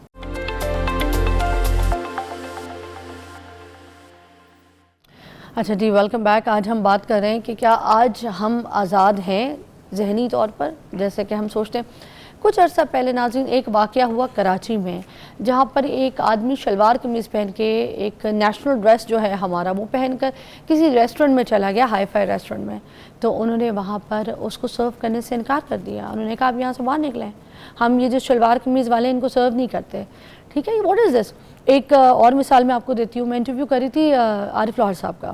تو عارف لاہور صاحب بتاتے ہیں کہ میں اور میرے والد صاحب جس طرح کا ہمارا کلچرل لباس ہے، ہم لاچا پہنتے ہیں، کرتا پہنتے ہیں، اور ہمارے ٹریڈیشنل لباس میں ہمیں پہچان ملی ہے پوری دنیا سے. تو ہم اس کے بغیر بھی گھر میں بھی عام زندگی جو ہے ہم اس طرح کے شلوار قمیض یا لاچا کرتا پہنتے ہیں. تو ہم قومی لباس میں ہم چلے گئے پی سی ہوٹل. وہاں پہ گئے تو وہاں کا گارڈ جو ہے اس نے ہمیں اس کے اندر ہی نہیں گھسنے دیا. سب سے پہلے تو یہ کہا کہ آپ یہ چینج کر کے آئیں، آپ اندر نہیں جا سکتے. تو یہ لوگ گئے جا کے انہوں نے سوٹ پینٹ خریدا. سوٹ پینٹ خرید کے تو اندر گئے، اندر جا کے لفٹ میں چلے گئے. وہی گارڈ نے بھی نہیں پہچانا تو لفٹ والوں بھی نہیں پہچانا. اندر طریقے سے اوپر پر عزت سے چلے گئے. تو مطلب کہنے کا مطلب یہ کہ آپ کو لباس چینج کر کے کسی جگہ پہ اپنی انٹری لینی پڑتی ہے. اسی طرح یہاں پر اور بھی بہت بڑے بڑے نامور کلب ہیں، مشہوری نہیں دینا چاہتی ان کو، کیونکہ وہاں پہ بھی یہی انہوں نے اپنا رول بنایا ہوا ہے کہ اگر آپ شلوار قمیض میں کسی اپنے بیٹے کو یا اپنی کسی رشتہ دار کو لے آئیں یا خود پہن کے چل جائیں تو آپ کو فوراً گیٹ پہ ہی کہہ دیتے ہیں کہ you not allowed, you can not wear shalwar kameez. یہاں کی پالیسی ہے، آپ کو یہ اتارنا ہے. اب میں اپنی ایک ڈرائیور صاحب کی مثال دیتی ہوں. میں کسی کے ساتھ کسی فیملی کے ساتھ کھانے پہ گئی اور وہاں پر میں اور میری بیٹی اور ان کی فیملی، ان کے بچے بیٹھ کے کھانا کھا رہے تھے. تو میرے جو ڈرائیور صاحب ہیں وہ دوسری ٹیبل پہ ان کو ہم نے بٹھایا. وہاں پہ بٹھا کے جو کھانا ہم نے آرڈر کیا ویسے ان کو بھی سنگل سرونگ جو ہے وہ آرڈر کی. جنہوں نے مجھے دعوت پہ بلایا تھا انہوں نے ان کی بھی ٹیبل پہ سب کچھ آرڈر کروایا. مگر ایک بار پہلے ویٹر آ کے تنگ کرے کہ جی آپ اپنے ڈرائیور کو بولیں کہ وہ جو ہے نا باہر جا کے میس میں ادھر جگہ ہے تو اس کے روم میں بیٹھ کے سب باقی ڈرائیوروں کے ساتھ کھانا کھائے. میں نے کہا جی میں نے یہ ٹیبل پہ بٹھایا ہوا ہے، رہنے دیں، آپ کو کوئی مسئلہ ہو رہا ہے، وہ کھانا کھا رہے ہیں، وہاں کھائیں یہاں کھائیں ایک ہی بات ہے. نہیں آپ ان کو تھوڑی دیر بعد وہ مینیجر آ گیا. مینیجر آ کے کہا کہ جی فضا جی آپ اپنے ڈرائیور جو ہے ان کو بولیں باہر جا کے جو ڈرائیوروں کا جو میس ہے ادھر بیٹھ کے کھانا کھائے. بڑا مجھے غصہ آیا. پھر میں نے اپنا بھی کھانا چھوڑا، وہ جو دوسرے بندے تھے انہوں نے بھی وہاں پہ اپنا کھانا چھوڑا، ڈرائیور کو بھی اٹھایا اور اٹھا کے ہم چلے گئے کہ بھائی ٹھیک ہے ہم آپ کے جو باقی لوگ بیٹھے ہوئے ہیں ان کے سامنے، بھائی میں اپنے ڈرائیور کو 5 اسٹار لے کے جاؤں، 4 اسٹار لے کے جاؤں، دنیا کے میں برج خلیفہ جا کے کھانا کھلاؤں، کہیں یہ پالیسی نہیں ہے کہ آپ یہ بندہ جو ہے نا ایسے اٹھائیں جا کے تو آپ اپنے بندے کو ادھر باہر ڈرائیوروں کو کھانا کھلائیں جہاں پہ یہ اپنے نوکر کو یہاں پہ ساتھ بٹھا کے کھانا نہیں کھلا سکتے. کس نے کہا ہے؟ ان کی پلیٹیں گندی ہو جاتی ہیں، ان کے چائے کے مگے گندے ہو جاتے ہیں، ان کے گلاس گندے ہو جاتے ہیں، ان کی ٹیبل ناپاک ہو جاتی ہے. یہ جو فرق ہم نے رکھا ہے یہ آزادی ہے؟ یہ آزادی ہے؟ یہ آزادی ہے؟ بالکل آپ نے ٹھیک کہا. ابھی پچھلے دنوں مجھے خود اتفاق ہوا، مال روڈ کے اوپر ایک سرکاری کلب ہے، وہاں پر میں اپنے بچوں کے ساتھ مدعو تھا، کھانا کھانے گیا تو بڑے بیٹے کو روک لیا انہوں نے. کہنے لگے جی شلوار قمیض اندر نہیں جا سکتا. میں نے کہا جی قومی لباس میں آیا ہے، وہ اپنے اور خود پہن کر آیا ہے اور شعوری طور پر پہن کر آیا. انہوں نے کہا نہیں جی ہمارا الاؤ نہیں ہے، یہ اس کے ساتھ یا تو ویسٹ کوٹ پہنے یا اس کے اوپر کوٹ پہن کر آئے، اس کے علاوہ نہیں جا سکتا. میں نے کہا پینٹ شرٹ میں تو جا رہے ہیں لوگ. کہتا جی پینٹ شرٹ الاؤڈ ہے. میں نے کہا وہ قومی لباس ہے پینٹ شرٹ جو، اور یہ سرکار کا کلب ہے. اس نے کہا جی جو بھی ہے. مینیجر سے بات کی، اس نے کہا جی یہ قانون ہے، یہ سر لکھا ہوا ہے، ہم کچھ نہیں کر سکتے. اب آپ اندازہ کیجئے کہ ہم کتنے ذہنی غلام ہیں کہ آج بھی وہ کلب جو پاکستان بننے سے پہلے کا جو انگریز قانون دے گیا اس کو آج تک ہم تبدیل نہیں کر سکے. وہ تو اس لیے دے کر گیا کہ یہ جو لوکل کالے ہیں، غلام ہیں میرے، شلوار قمیض پہن کر، تہمت پہن کر، لاچے پہن کر آتے ہیں، یہ میرے ساتھ نہ بیٹھیں. آج جو ہمارا یہاں کا کالا گورا بنا ہوا ہے، ہمارے اوپر حکمران بنا ہوا ہے، جو ذہنی غلامی سے نکل نہیں پایا، اس نے آج بھی وہی قوانین رکھے ہوئے ہیں. کئی ایسے ہوٹل ہیں، کئی ایسے کلب ہیں جہاں پر آپ شلوار قمیض کے ساتھ جا نہیں سکتے. تہمت لاچا تو چھوڑ دیں، جو کہ ہمارے کلچر میں پہنا جاتا تھا. ہمارے ہاں تو خواتین پہنتی ہیں. جو جہاں میرا علاقہ ہے وہاں پر راوی کی پٹی میں جتنی خواتین ہیں وہ ساری کی ساری لاچے پہنتی ہیں. میں نے 4 دن پہلے شو کیا ہے لاچا پہن کے کیا. جی میں وہی کہہ رہا ہوں کہ وہ ہمارے کلچر کا حصہ تھا، اسے آپ ہٹا کے. مگر مجھے آپ کو پتا ہے نیچے کامنٹس پڑھ لیے آپ نے؟ جی اس میں نیچے مجھے لکھا ہے اسٹیج کی ڈانسر لاچا پہن کے فضا علی مارننگ شو کر رہی ہے. اسٹیج کی ڈانسر، یہ اسٹیج کی ڈانسروں کا کپڑا ہے، یہ ان کا کلچر ہے؟ آپ بتائیں مجھے. مجھے حیرانی یہ ہوتی ہے کہ آپ لوگ سیلف رائٹسنس کے اتنا شکار ہیں. آپ خود کو بڑے نیک سمجھتے ہیں. آپ کا خیال ہے آپ نے مسجدیں تعمیر کروائی ہوئی ہیں، اور ہر لڑکی ہر لڑکا جو ٹی وی پہ بیٹھ کے بات کرتا ہے وہ آپ کے سیلف رائٹسنس کے اندر آتا نہیں ہے. ایک سانچہ بنایا ہوا ہے آپ نے گھر میں, یہ جو الفاظ سنتے ہیں, جس طرح کا ماحول وہی دیکھتے کہتے ہیں, ان کو ویسا ہی نظر آ رہا بچہ ہوتا ہے. اپنے گھر کا ٹیپ ریکارڈر ہوتا ہے, وہی معاشرے میں لے کے جاتا ایسی ہے. بات ہے کہ آپ اور میں بات کر رہے ہیں 1 گھنٹے کی گفتگو میں سے 59 منٹس کی اچھی بات کو نہیں ہائی لائٹ کریں گے. اگر کہیں پر کوئی ایک جملہ, ایک لفظ ایسا آ گیا جو ان کو اچھا نہیں لگا, ہماری نیت ایسی نہیں تھی, ہماری نیت ایسی نہیں تھی, ان کو اچھا نہیں لگا کیونکہ ان کی اپنی اس سانچے میں پورا نہیں آ رہا, تو اس پر ہمارے اوپر اس طرح سے گفتگو فرمائیں گے جیسے کہ وہ بہت خاندانی لوگ ہیں اور ہم پتہ نہیں کہاں سے آگے یہاں بیٹھ کے ٹی وی کے اوپر. سر ایک اور بات پہ میں چاہوں گی نظر ڈالیں. آپ دیکھیں آج کی جو آزادی ہے, یہ سارے پہلو تو آپ نے ڈسکس کیا, آج کی جو آزادی ہے, جو نوجوان نسل آزادی مانگ رہی, وہ آپ کو پتہ ہے کیا ہے؟ نشے تماشے کی. ابا مجھے نہ پوچھے, میں رات کو اکیلا آیا ہوں, دیر سے آیا ہوں, کہاں سے آیا ہوں, کس کے ساتھ آیا ہوں, کون سا دوست مجھے کون سا پاؤڈر سونگنے کے لیے دے رہا ہے, کس گیس, اب نئے نئے نشے آ گئے, گیس کا نشہ, جی جی, ہائیڈروجن گیس کا کوئی نشہ آ گیا, اس کے اوپر غبارہ چڑھاؤ, گیس بھرو, اس کے بعد اس غبارے سے نشہ لو, 4 دن 5 دن بندے کو ہوش نہیں. تو لڑکیوں کو بھی اس نشے میں ڈالنے, کیوں ڈالنے ہیں لڑکے؟ کوئی عشق و معشوقی کے لیے نہیں ڈال لے تاکہ لڑکیاں جو ہے نا بس پاگل ہو جائیں, ان کو اس کی لت لگ جائے, پھر اسی چکر میں وہ لڑکے کے ساتھ ایڈجسٹ رہیں گی. اب کالج اسکول کی لڑکیاں اور لڑکے ان چیزوں کی لت میں پڑ رہے ہیں, مگر ماں باپ بول نہیں پا رہے. آج کی جو نوجوان نسل ہے, because of the social media, screen timing, وہ ہائپر اتنی ہے, بدتمیز اتنی, تو ان کو اپنا ٹائم چاہیے, اپنا می ٹائم پہ لڑ رہے ہیں. تو اب لڑکا لڑکی, بوائے فرینڈ گرل فرینڈ, ان کے لیے کوئی معنی نہیں رکھتا. اس چیز کی آزادی چاہیے کہ میں کوئی بوائے فرینڈ بناؤں تو مجھے امی نہ ٹوکے, ابو نہ پوچھے کہ میرا بوائے فرینڈ گھر بھی آیا ہے, میرے ساتھ بیٹھ کے باتیں کر رہا ہے, تو میرے کمرے میں بیٹھ کے ہم لوگ مووی دیکھ رہے ہیں, تو میرا ابا اماں نہ پوچھے مجھے. اب یہ ٹرینڈ آ گیا ہے. اب لڑکا گھر کا جو فیملی ہے, بوائے فرینڈ اگر کسی لڑکی کا ہے تو وہ گھر جا کے اس کے کمرے میں اس کی مووی دیکھ رہا ہے ساتھ بیٹھ کے. کیوں؟ There understanding each other. What is understanding? اس لیے فضا کہ جب ایک مغلوب قوم اور غالب قوم میں یہ فرق ہوتا ہے نا, کہ جو مغلوب قومیں ہوتی ہیں وہ غالب کا کلچر اپنا لیتی ہیں. یہ کلچر سارا باہر کا تھا. جب ہم مغلوب ہوئے ہیں, جب ابھی میں نے کہا معاشی آزاد نہیں ہے, سیاسی آزاد نہیں ہے, سوچ میں آزاد نہیں ہے, اس غلامی کی ایک شکل یہ بھی ہے کہ کلچر انہی کا ڈومینیٹ پھر کرے گا. یہ بچے انہی سے متاثر ہوتے ہیں, وہیں جانا چاہتے ہیں, پاکستان تو رہنا بھی نہیں چاہتے. دوست کی 2-4 ایسی دوست ہیں جن کا قصہ میں ریئل سنا رہی ہوں. میں ان کے گھر میں لاؤنج پہ بیٹھ کے باتیں کر رہی ہوں, ٹھیک ہے, اپنی دوست سے. تو وہ لڑکا جو ہے ان کے کمرے میں مووی دیکھ رہا ہے, ابھی لڑکی کالج بھی نہیں گئی ہے, میٹرک میں, تو وہ آگے سے مووی دیکھ رہا ہے. اور میں پوچھ بھی رہی ہوں تو تم لوگ سیریس ہو شادی کی؟ نہیں شادی ابھی کہاں, ابھی تو ایک دوسرے کو سمجھ رہے. تو میں نے کہا پھر گرل فرینڈ بوائے فرینڈ کے کلچر کو تم اس طرح سے پروموٹ تو مت کرو. لڑکی کمرے کے اندر ہے, مووی دیکھ رہی ہے, ابا کو بھی پتہ ہے ابھی ابا آئے گا نہیں دیکھ. تو میں اگر منع کر دوں گی, میں سختی کروں گی, تو باہر جا کے ملے گی, باہر جا کے مووی دیکھے گی, کسی اور کے گھر میں ملے گی, پھر ڈیٹ مارے گی.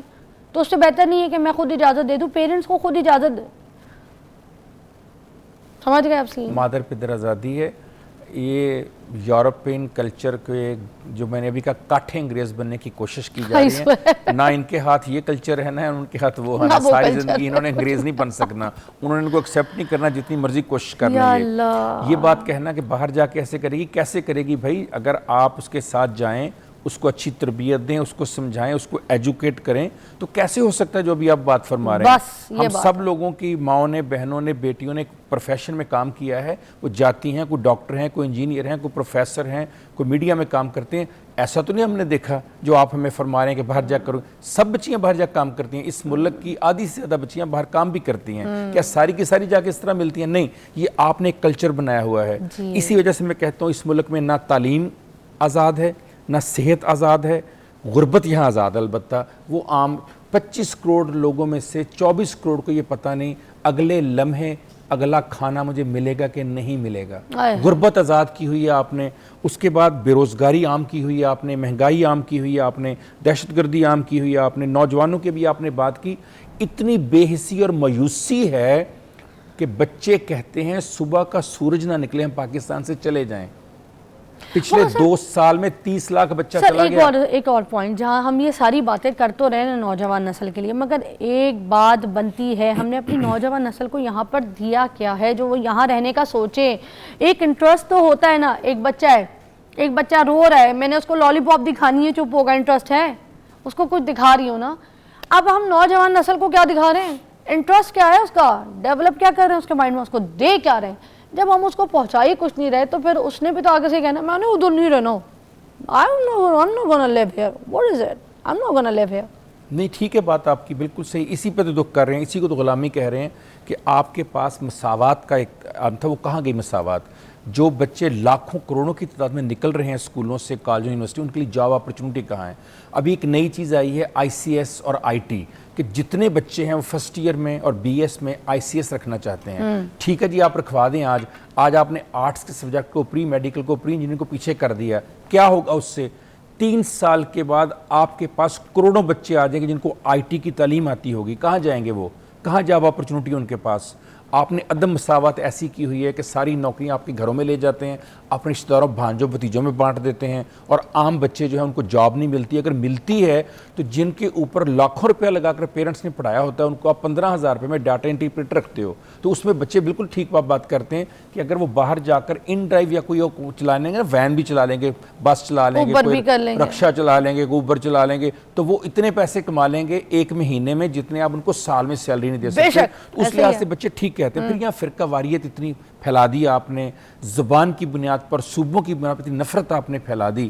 تو اسی وجہ سے وہ ہمارے بزرگ کہا کرتے تھے کہ چانن اجے بھی پھٹیا نہیں, رات اجے بھی کالی ہے.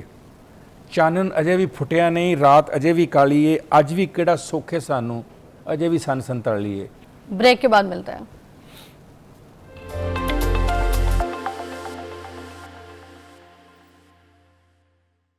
اچھا جی, اب ہم ذرا اس پہلو پہ نظر ڈالیں گے. جو لوگ ابھی بھی ہاتھ جوڑ کے لوگوں کے آگے کھڑے ہو جاتے ہیں, ایک اچھی مہنگی گاڑی سے بندہ اترتا ہے, اس سے امپریس ہو جاتے ہیں, اس کے آگے جھک کے ایسے ملیں گے, اس کو بالکل ایسے جھک کے بالکل ہی رسپیکٹ ایکسٹرا جا کے دیں گے.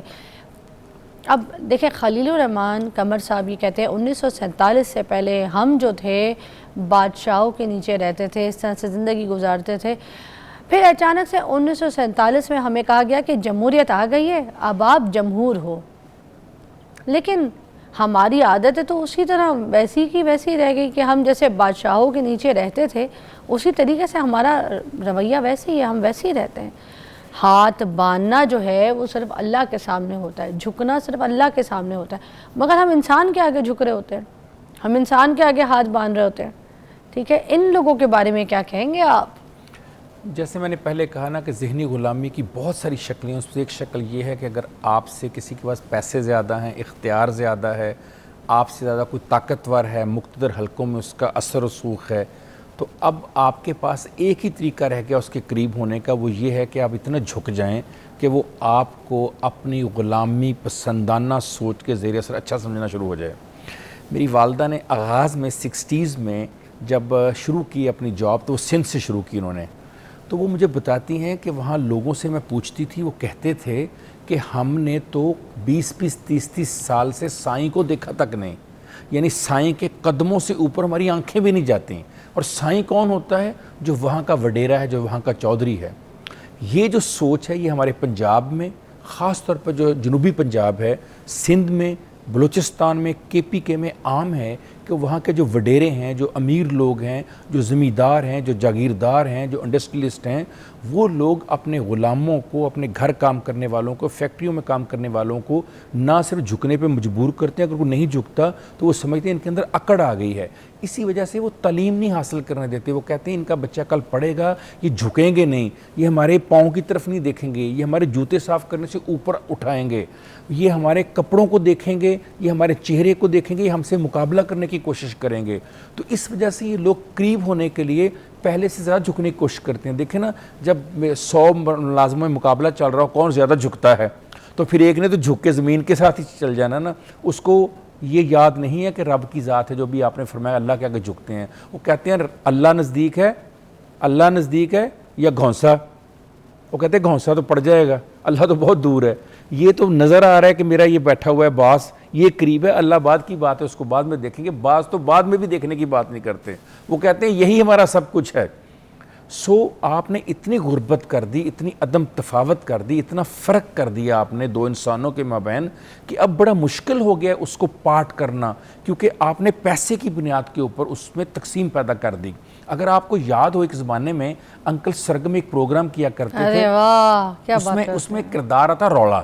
ہائے ہائے مجھے بہت یاد آتا ہے. اگر آپ مجھے موقع دیں تو میں رولے کی 2-3 باتیں آپ کو سناؤں. بھئی کیا کمال بات کی رولے نے. اس میں آپ کو نظر آئے گا یہ بھی آپ نے جو غلامی کی بات کی فرق کیوں آیا. وہ کہتا ہے میرے پیارے اللہ میاں دل میرا حیران ہے, میرے پیارے اللہ میاں دل میرا حیران ہے, میرے گھر میں فاقہ ہے اس کے گھر میں نان ہے, میں بھی پاکستان ہوں وہ بھی پاکستان ہے. میرے پیارے اللہ میاں لیڈر کتنے نیک ہیں, ہم کو دیں وہ صبر کا پھل, خود وہ کھاتے کیک ہیں. میرے پیارے اللہ میاں یہ کیسا نظام ہے, فلموں میں آزادی ہے ٹی وی پر اسلام ہے. میرے پیارے اللہ میاں سوچ کے دل گھبراتا ہے, بند ڈبوں میں خالص کھانا ان کا کتا کھاتا ہے. میرا بچہ روتے روتے بھوکا ہی سو جاتا ہے. میرے پیارے اللہ میاں 2 طبقوں میں بٹتی جائے ایسی اپنی سیرت ہے, ان کی چھت پہ ڈش اینٹینا میرے گھر بصیرت ہے. میرے پیارے اللہ میاں میری آنکھ کیوں چھوٹی ہے, اس کی آنکھ میں کوٹھی ہے میری آنکھ میں روٹی ہے. میرے پیارے اللہ میاں تیرے راز بھی گہرے ہیں, ان کے روزے سحری والے اور میرے 8 پیرے ہیں. میرے پیارے اللہ میاں روزہ کھلوانے کی ان کو دعوت ملے سرکاری ہے, میرا بچہ روزہ رکھ کر ڈھونڈتا پھرتا افطاری ہے. میرے پیارے اللہ میاں بادل می برسائے گا, میرے پیارے اللہ میاں بادل می برسائے گا, اس کا گھر دھل جائے گا میرا گھر بہہ جائے گا. میرے پیارے اللہ میاں یہ کیسی ترقی ہے, ان کی قبریں تک ہیں پکی اور میری بستی کچی ہے. جب یہ فرق آپ کر دیں گے, یہ تفاوت آپ کر دیں گے, جب عدم مساوات اتنی کر دیں گے, جب امیر امیر تر اور غریب غریب تر کر دیں گے, جب متوسط طبقہ ختم کر دیں گے اور ان کو خط غربت سے نیچے لے جائیں گے. ابھی میں تعلیم کی بات کر رہا تھا. فضا آپ کو پتہ ہے جس ملک کا 1 کروڑ 40 لاکھ بچہ سکولوں سے باہر ہو, جس کی 40 سے 45% آبادی خط غربت سے نیچے, خط غربت سے نیچے کا مطلب آپ سمجھتی ہیں کہ ایک دن میں 1 وقت کی روٹی کھانے کو جس کو میسر نہ ہو, اسے آپ بتا رہے ہیں کہ تم کسی امیر کے آگے, تم کسی جاگیردار کے آگے جھکو نہ, تم اللہ کے آگے جھکو. اسے اللہ تو یاد نہیں رہتا, اسے یہ یاد رہتا ہے کہ میرے گھر میں دانے دینے والا یہ چودھری ہے, میرے گھر روٹی دینے والا یہ زمیندار ہے. اس کے آگے نہ جھکے تو کہاں پر جائے. اس کو تو بتایا ہی دے گیا ہے جو تمہیں دیتا ہے اس کے آگے جھکو. وہ سمجھتا ہے کہ اللہ نہیں دے رہا, نعوذ باللہ وہ سمجھتا ہے کہ یہ شخص مجھے دے رہا ہے. جب تک آپ یہ عدم مساوات ختم نہیں کریں گے, جب تک آپ انسان کو انسان نہیں سمجھیں گے. کیا خوبصورت بات کی تھی منظر مفتی صاحب نے, انہوں نے کہا جسے کل فرشتوں نے سجدہ کیا تھا وہ آج فٹ پاتھ پہ مردہ پڑا ہے. جب تک اس مردہ پڑے کو آپ دوبارہ زندہ نہیں کریں گے, وہ پاکستان جس کی خاطر میرے بزرگوں نے آپ کے بزرگوں میں قربانی دیں, جو لوگ ہماری گفتگو سن کر سمجھ رہے ہیں کہ شاید آج صرف ہم تنقید کرنے بیٹھے ہوئے ہیں, میں ان کو پہلے بتانا چاہتا ہوں کہ میرے گرد فصیلیں, مقتل, زنجیریں, پھر بول رہا ہوں میرے گرد فصیلیں, مقتل, زنجیریں, زندان, پھر بھی لب پر ایک دعا ہے, جیوے پاکستان. اور ہاتھ اٹھا کر کھا رہے ہیں ہم قسم قرآن کی, دل بھی پاکستان کا ہے, جان بھی پاکستان کی. ہم اس کنٹری کے لیے, اس وطن کے لیے جان دے بھی سکتے ہیں, جان لے بھی سکتے ہیں, لیکن جب تک ہم زندہ ہیں ہم یہ بھی نہیں چاہیں گے کہ اس وطن کا کوئی ایک شخص رات کو بھوکا سوئے, کسی ایک کی قبر کے لیے اس کے پاس پیسے نہ ہوں اور مرنے کے لیے ہسپتال کا خرچہ نہ دے سکے وہ. اس لیے اس دکھ کے ساتھ ہم کہہ رہے ہیں کہ ہم آج بھی ذہنی غلامی کا شکار ہیں. ایک بریک لیتے ہیں.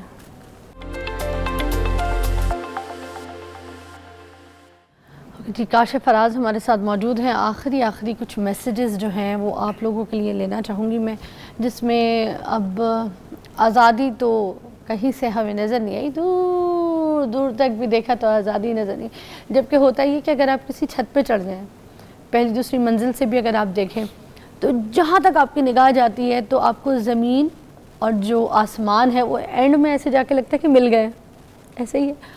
مگر ہمیں آزادی نہیں ملی, سب کچھ مل گئے, زمین آسمان بھی مل گئے, آزادی نہیں ملی.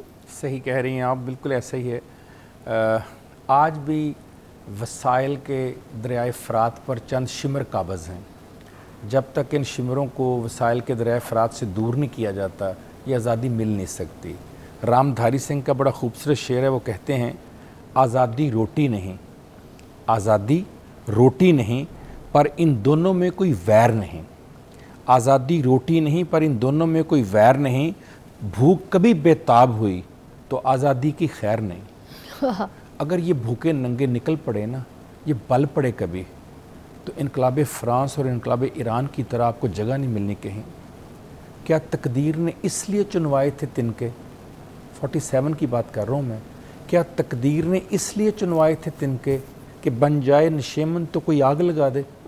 अगर आज इस नशेमन को आप आग लगाना चाहते हैं अपने हाथों से, आज आप एक ख़ास आलमी ताकत की मर्ज़ी के बग़ैर ईरान से गैस नहीं ले सकते, रूस से तेल नहीं ले सकते, फ़लस्तीन के हक़ में रैली नहीं निकाल सकते।